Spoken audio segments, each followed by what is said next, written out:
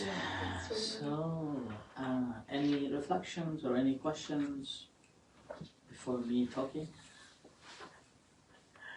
I was saying to Bruce actually, it's a really long time since I did a walking meditation, like ages. I can't remember the last time I did one. Yeah. Yeah. Since we moved in here, actually, we didn't do much walkings compared to our little flat that we did a lot of walking all the time. Which I don't know how we all fitted that in there because it was so small. There were so many of us. Just walking around in a circle. Honestly, we were jammed in like sardines. I don't know how we managed it. Yeah. Like 10 people walking in this small room. So, yeah. Yeah, it's been a long time. I remember one year we did it outside when it was a really nice night and we took our socks off and it was in the grass and that was amazing. Yeah. That was an awesome feeling. Yeah. So that's why I really look forward to have the meditation hall.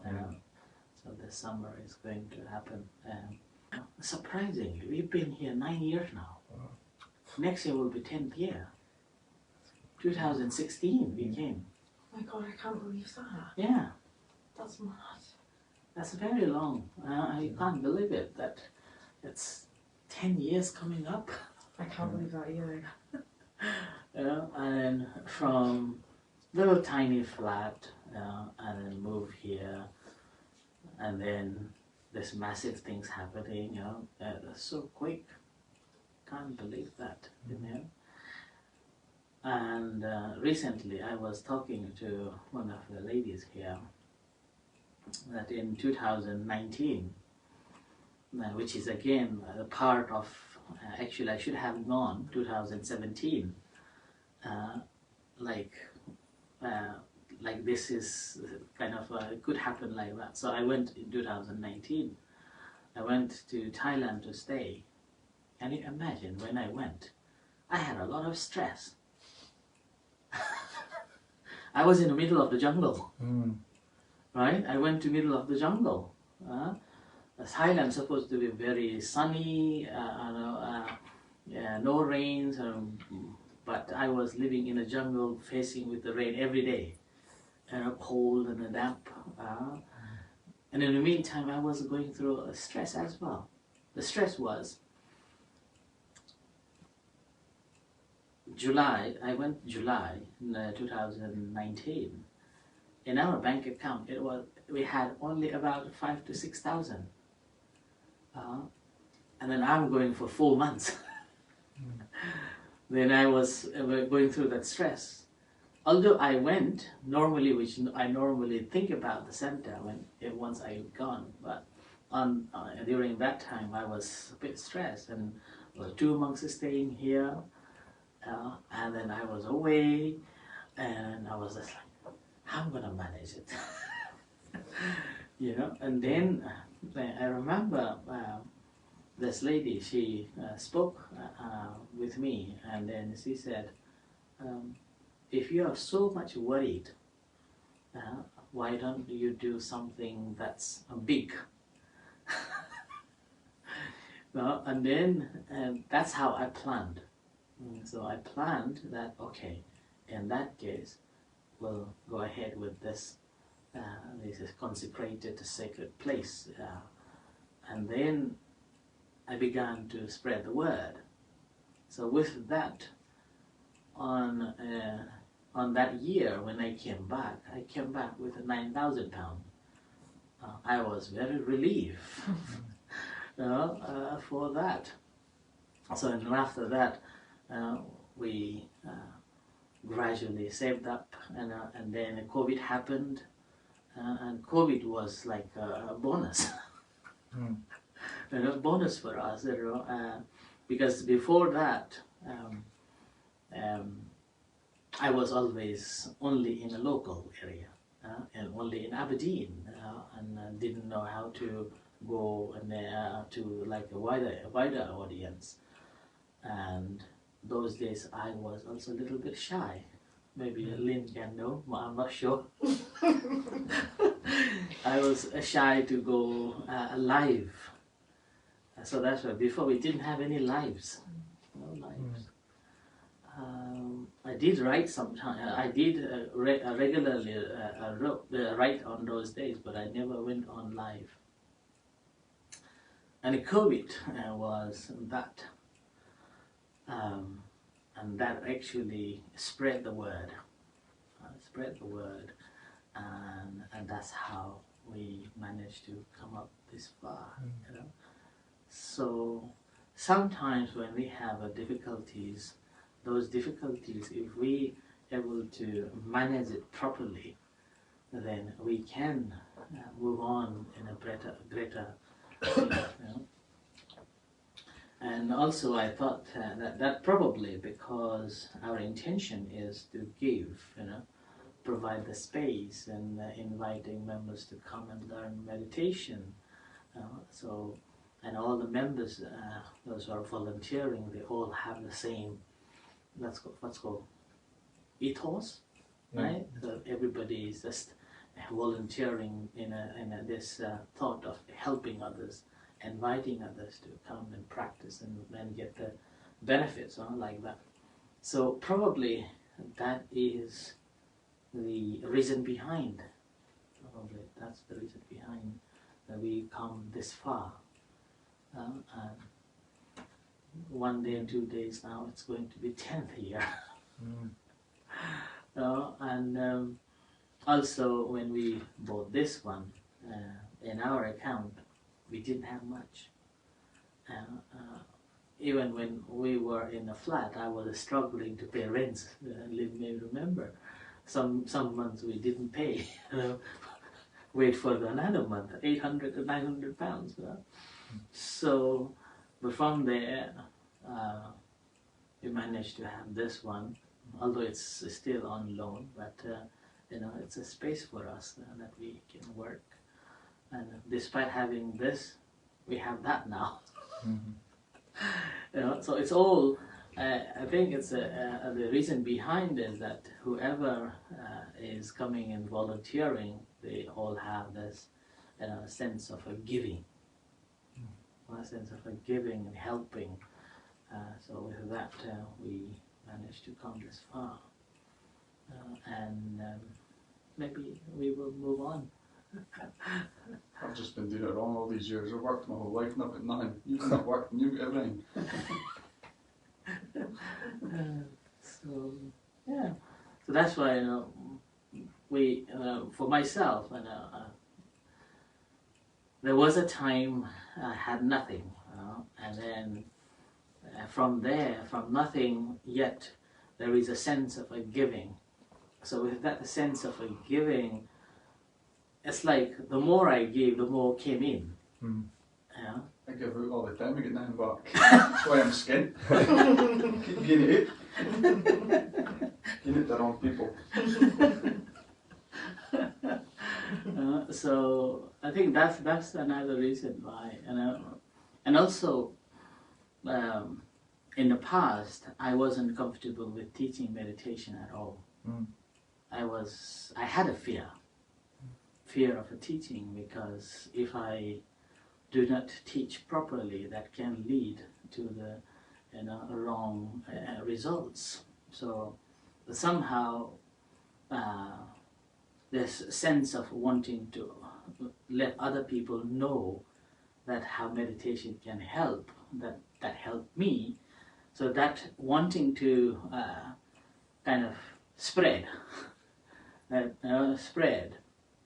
So this actually wanting others to learn how to meditate and encouraging them to practice, that actually boosted my meditation. Because like if I have to teach, I have to meditate first.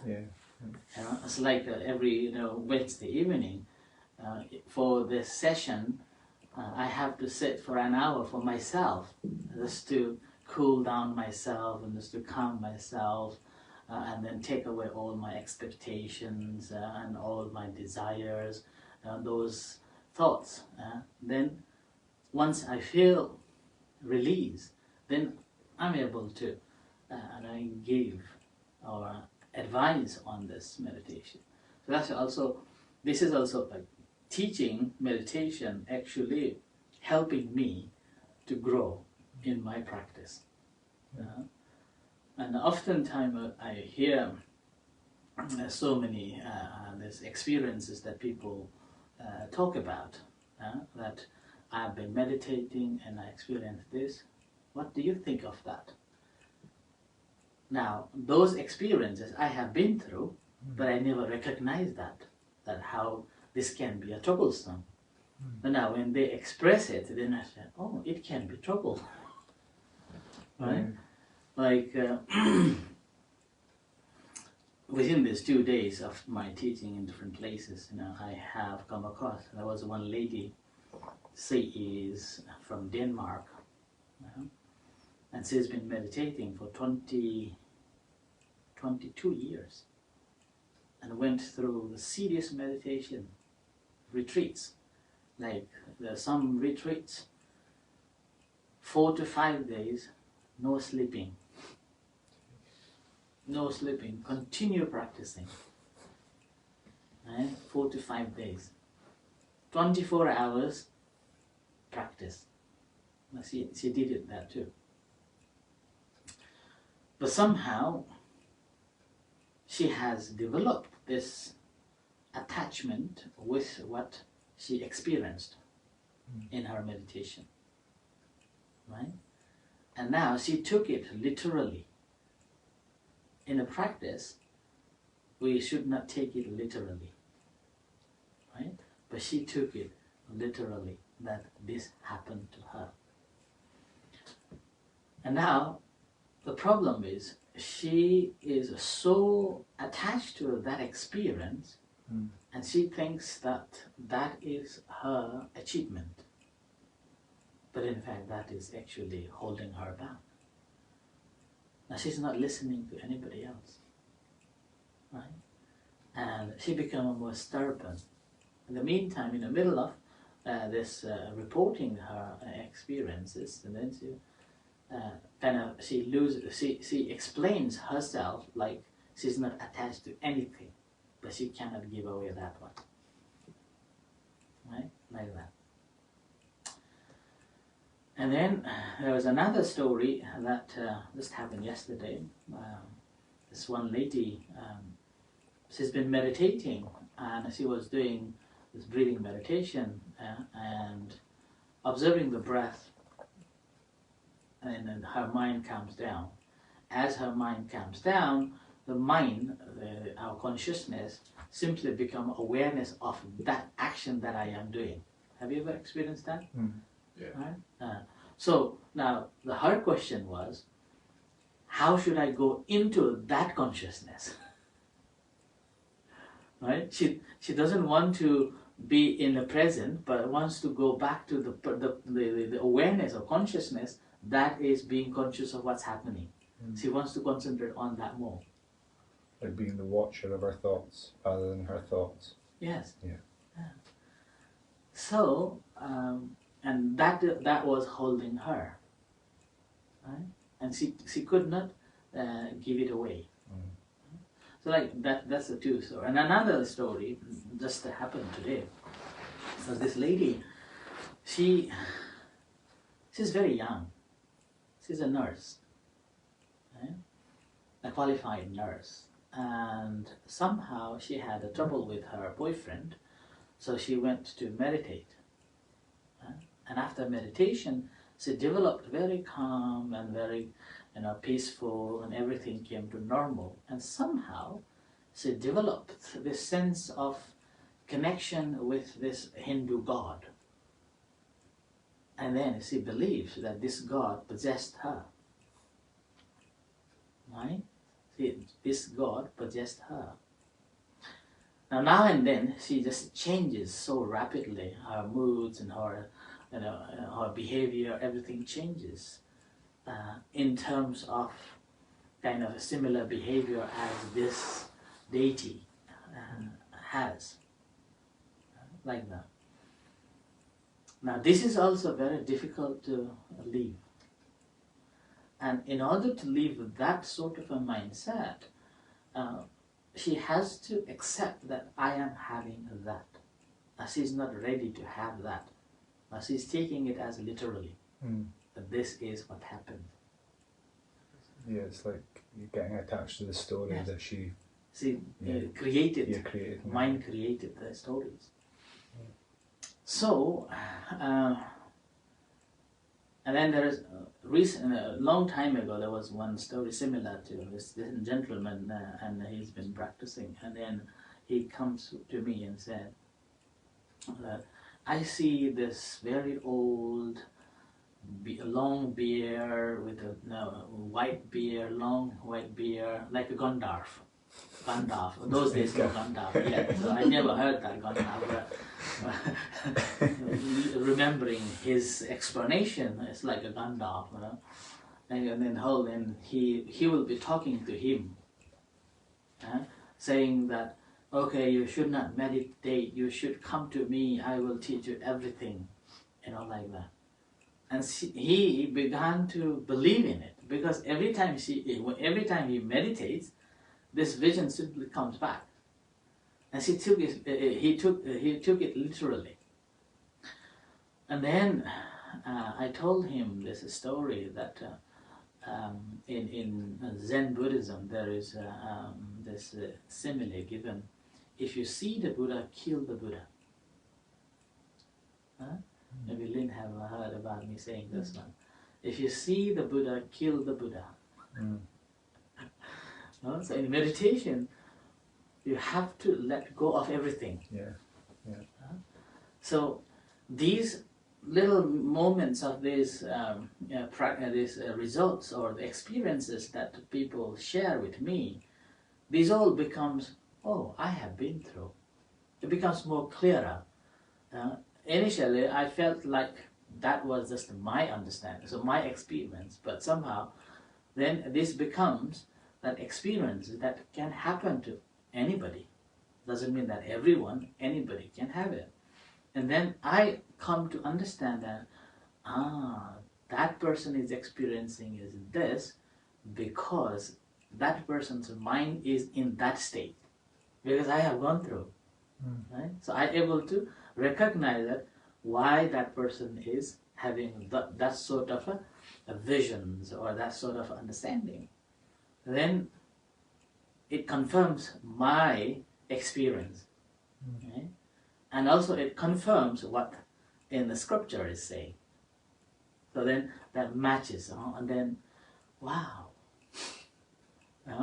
And that just adds up. And then I reflect that if I didn't have this mindset to teach or to share or guide other members to come and meditate, I would be simply doing myself, and then maybe right or wrong, I would not know.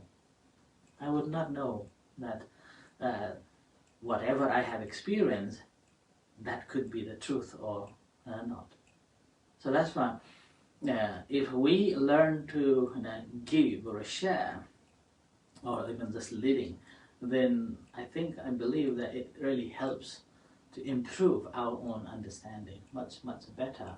And we see that, okay, he or she, the way he or she is explaining, actually we have gone through. Now that's happening because of this.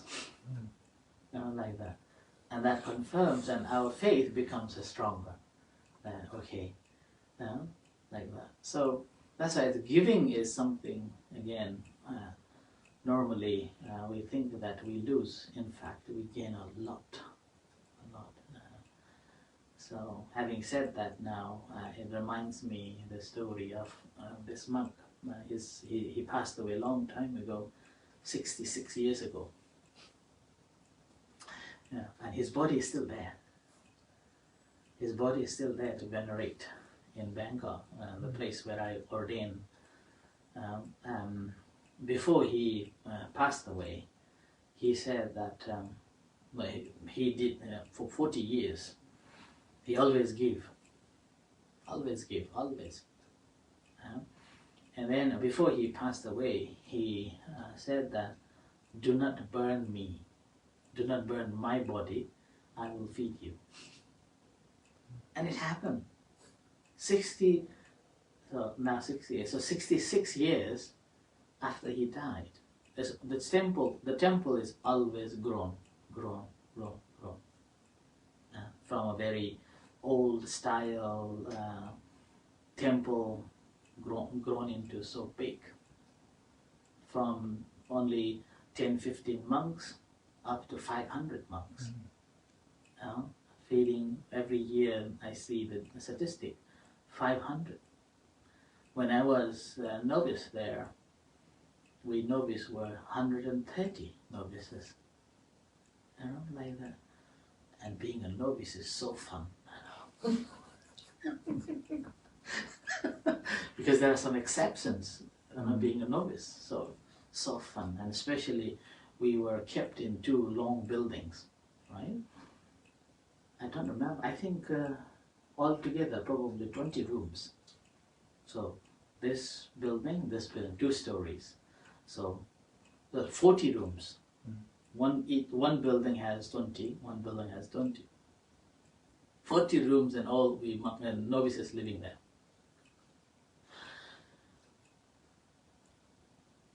Now we were young.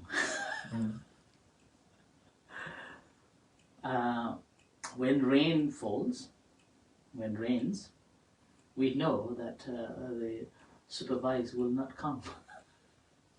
Supervisor will not come to inspect. That was the fun. We will be playing football out in the rain. Weren't you going to be a footballer, though, Aja? I was a footballer. Yeah. Yeah. I remember that, ages ago you told me that story about how you were going to be a footballer. So I was a Or a footballer. So what did, when you were a novice monk, what was the day-to-day kind of, did you clean the temple, or did you do, up at 5 in the morning? And not at 5 in the morning, No. It's like a 5:30. Okay. So 5:30 we wake up, and before the ring bells we got to be ready and go to the chapel waiting for the breakfast. So then as soon as there is a rule that when you go out in the morning, if you can see these lines in your hand, that means you're allowed to eat. So we will be waiting, some days maybe 20 minutes, 30 minutes, waiting for the bell. And the one who rings the bell, he will be watching. And he rings the bell, and we line up and go to have a early breakfast, and then do the chanting. And after chanting, we have a half an hour break. During this half an hour, then we have to clean each room has got our duties to clean the floor, and then so we clean the floor, and then whoever got the duties, so will be 4 novices, so they have to go to clean the toilet. The toilet is like a common toilet. There are 20 toilets, and then a shower block. Everybody will take a shower there. So we have to clean that. And then after that will be class, and then lunchtime. So we go back again, ready, and then wait for the bell again. So go to lunch, and after lunch, it's your choice to go to the traditional study or the university study. And I did the university study. Okay. And the reason I did was because my Thai wasn't good. So it would be difficult for me to grasp the traditional teaching. So I joined the university and then came back late. So that's the routine. Yeah, okay. So like that. And then that's the village temple. So if you go to stay in a forest temple, then it would be different. Then you have to go to alms around and cleaning, and you have to prepare the seats, take the bowls of the senior monks and wash that and bring it back and wash. So you have to clean the temple 1, 2, 3, 6 times A day. a day. It's a lot of work, that, isn't it? Yeah. Before placing the seats, you have to clean first the entire hall, and then after eating, clear it again, entire hall. So that altogether 6 times. Morning chanting, lunch, and evening chanting. So always cleaning. And then sometimes people ask, it looks so clean, why you have to do it? Right? So that's again to train yourself, training the schedule, training yourself. And by doing that, actually it really develops your mindfulness, and also it really clean your thoughts. Sometimes you will be fighting with your own thoughts when you are brushing the whole hall. I love cleaning. I've got OCD, I clean all the time. Kids moan at me. Moment I tell them to go for a shower. I had one last week, Dad, I need another one. So it's like making a routine, and when you're doing it routinely, it becomes a custom. So that's why I always do the cleaning like that. And when you're cleaning a lot, actually it helps you to reduce things as well, minimizing things. When you realize, I don't need that one, why should I keep it? But if you do not clean it, I need this one, I need that one, that becomes a burden. But if you do it voluntarily, then that becomes the gift. And when you're doing voluntarily, then you are giving yourself there. So you're fully aware there, presence there, and you just want to make it best as much as possible. Whereas if someone asks you to do and you didn't want to, it's like a big burden, and you want to finish it as soon as possible and run away. That's like asking my son to clean his room even a day, and if he goes and does it without me asking him, I'll be like, how much you wanting? Yeah. Because somebody's wanting if he's done it on his own. You can read him like a book. So like that, yeah. See, I know you've done silent retreats before, haven't you? And is that Vipassana retreat? Or So Vipassana retreat is different. It's different, okay. Yeah, so when you go to the Vipassana retreat, although it's a silent retreat, but you are following instruction every day. Yeah. Yeah, so every day different instructions are given, and you have to follow that instruction. So it's like a guided meditation for 10 days. Okay. That's a different. But if you go to silent retreat where nobody's talking, where there is no guidance, that's a proper silent retreat. Okay. Right? I try to have it here in the center every year. So I try to take myself and stay in the barn. I have done a couple of years now. But in the past, I used to do for a whole 10 days. Even in a flat, I have done that too. So that is like you are not having any instruction, you're not meeting anyone, and you are simply sitting, meditating, and walking like that. And then that really helps to actually dive into how the thought generates. And what is the reason behind these thought generates? Now, it comes to the stage that we think that there is 2 minds. One is action and one is observer. That we see that, and then we feel like there are 2 persons battling, 2 persons walking together, a duality there. But when we look at deeper into it, and then watching and watching and watching and watching, then there is no duality. So we simply see, it's like a water bubble comes from the stream, that was called from the ground. This water bubbles start to come like that. So it just pops up, pops up, pops up. And then again, the beauty is that when you look at that popping up this thought, one single thought, then you'll it has a deeper again. So either our memory or something has triggered. Just two things are there, and that these two things always causing to have a thought. So that's why the thinking itself is conditioned. But not knowing this thought, we always take this thinking as the reality. And that's why we block the real knowledge. And sometimes that's why it's called intuitive awareness, right? So as you intuitively you become aware of this thought. Still, we are conditioned. And this thought becomes the truth because based on what I think it makes sense. So that's intuitive. But actually, that's itself, again, not true yet.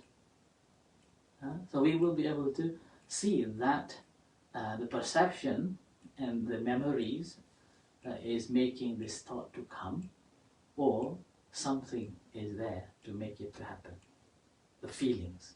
The two. That's why in the scripture clearly mentioned that the reason of having the thought, because either feeling or perception are the cause.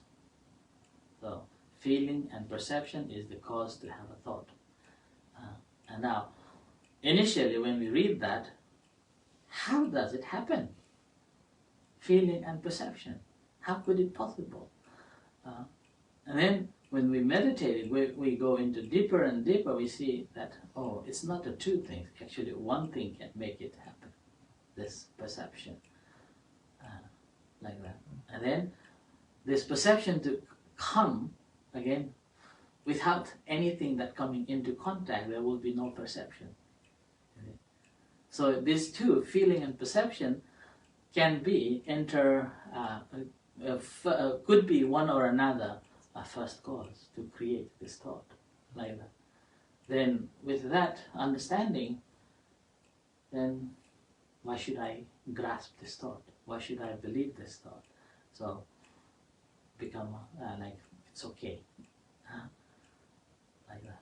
So then it actually gives such a great freedom from there. So that's why there's silent retreats that when we take with guidance much easier. Without the guidance can be very difficult. I experienced so cold, but I was feeling very hot, and even my cloth got wet because of the sweating. There's a fighting going inside the head, like that. And sometimes very hot, but your whole body feels very cold, like that.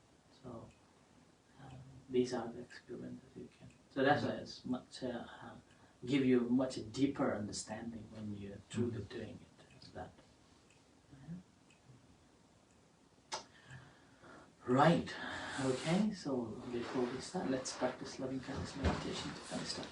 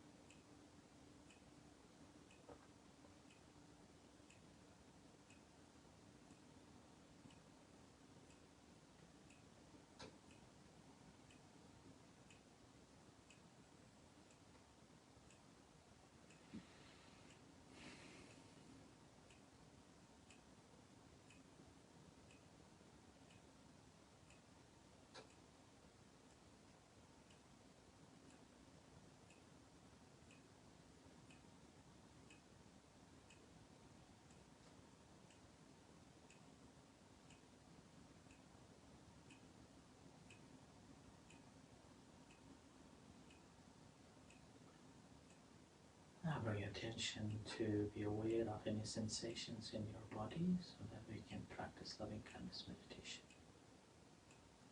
So feel the sensations in your body.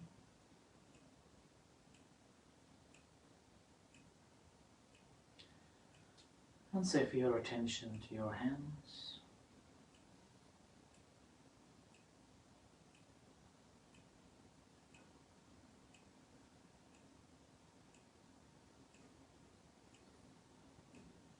Feel the sensations in your hands.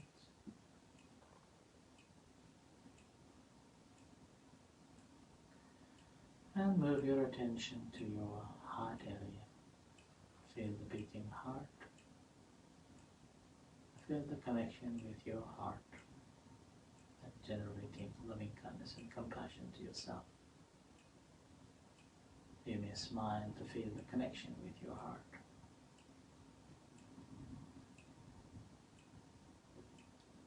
Allowing yourself to be happy, at peace and free from suffering. And mentally you may recite, I am well, I am happy, I am at peace.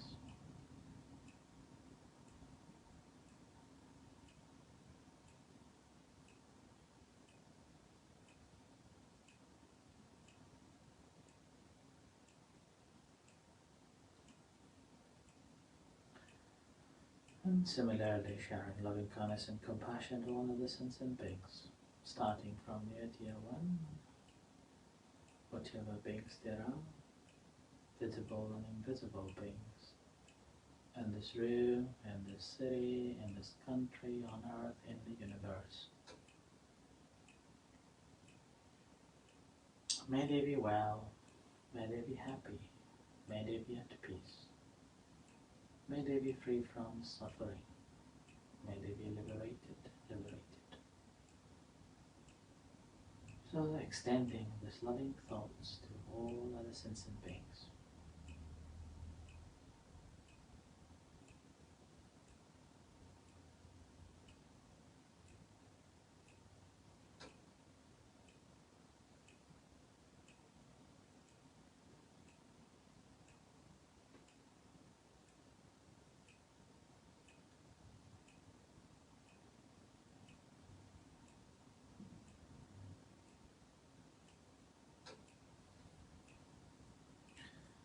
Now bring your attention back to your hands. Feel the sensations in your hand and to your body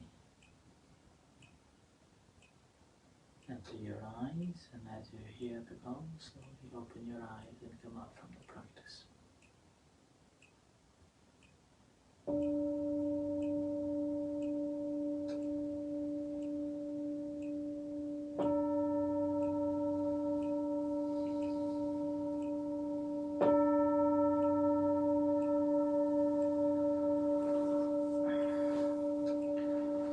Let's pay respect to the Buddha. Arahang Sama Sambuddho Bhagavan Buddhang Bhagavantang Abhivademi Savakato Bhagavata Dhammo Dhammang Namasami Subhadipando Bhagavato Savaka Sangho Sanghang Namah